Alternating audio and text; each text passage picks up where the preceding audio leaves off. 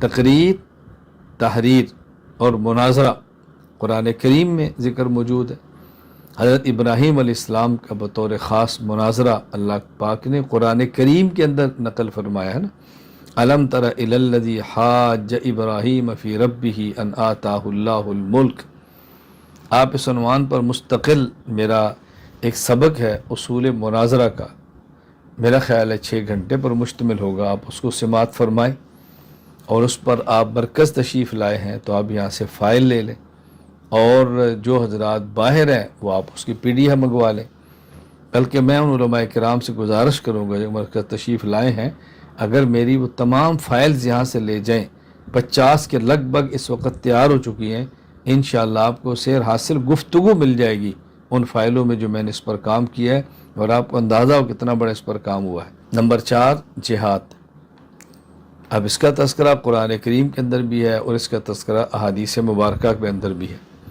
تو انبیاء علیہ السلام نے بنیادی طور پر 3 کام کیے ہیں کہ نمبر 1 اشاعت دین، نمبر 2 دفاع دین، اور نمبر 3 نفاذ دین، اور اس کے لیے 4 طریقے اختیار فرمائے ہیں۔ نمبر 1 تقریر، نمبر 2 تحریر، نمبر 3 مناظرہ، اور نمبر 4 جہاد۔ اب یہی کام جو پیغمبر کے وارث علماء ہیں انہوں نے بھی کرنے ہیں، اشاعت دین بھی کریں گے، دفاع دین بھی کریں گے، اور نفاذ دین بھی کریں گے۔ اس کے لیے تقریر بھی، تحریر بھی، مناظرہ بھی، اور جہاد بھی۔ رسول اکرم صلی اللہ علیہ وسلم کامل اور مکمل انسان اور بشر اور نبی سید الانبیاء، نبی نبی الانبیاء، نبی امام الانبیاء، نبی اور خاتم الانبیاء ہے۔ آپ کی ذات تنہا اشاعت دین بھی کرتی ہے، دفاع دین بھی کرتی ہے، نفاذ دین بھی کرتی ہے، اور آپ کی ذات مبارکہ کی طرف سے تقریر بھی ہو رہی ہے، تحریریں بھی لکھوائی جا رہی ہیں، اور مناظرہ بھی کیا جا رہا ہے، اور جہاد بھی کیا جا رہا ہے۔ نصارہ جو نجران کے آئے تھے، آپ سورہ آل عمران کا شان نزول پڑھیں کہ ان کے رسول اکرم صلی اللہ علیہ وسلم خود ان سے گفتگو دلائل سے فرما رہے ہیں، اسی کا نام مناظرہ ہے۔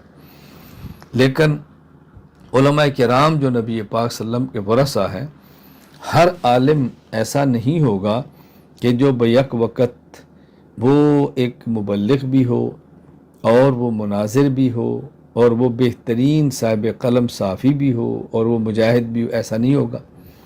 کسی شخص میں صلاحیت ہوگی اشاعت دین کی، اور کسی میں ہوگی دفاع دین کی، کسی میں ہوگی نفاذ دین کی۔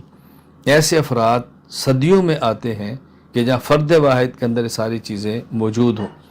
میں اس پر کوئی دعویٰ نہیں کرتا کہ میں سارے کام کرتا ہوں، لیکن میں اللہ تعالیٰ کا شکر ادا کرتا ہوں بحمد اللہ تعالیٰ میں ان تینوں کاموں میں اپنی استطاعت کی حد تک حصہ ڈال رہا ہوں۔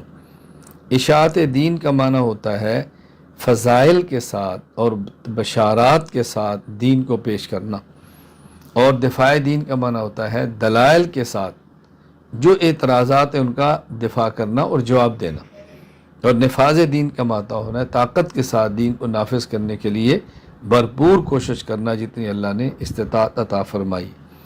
تو ہر عالم کے اندر ساری صلاحیتیں نہیں ہوتی کہ وہ سارا کام کرے، ہر آدمی سارا کام نہیں کر سکتا، کوئی کچھ کرتا ہے، کوئی کچھ کرتا ہے۔ خیر، کوئی اشاعت دین کرے گا، کوئی دفاع دین کرے گا، کوئی نفاذ دین، لیکن ایک دوسرے کے لیے معاون بن سکتے ہیں، ایک دوسرے کا اجر لے سکتے ہیں، دوسرے کے ساتھ دعائیں اور تعاون کر کے اس کے کام کو بھی اپنے نامہ اعمال میں ڈال کر آخرت میں اجر کما سکتے ہیں۔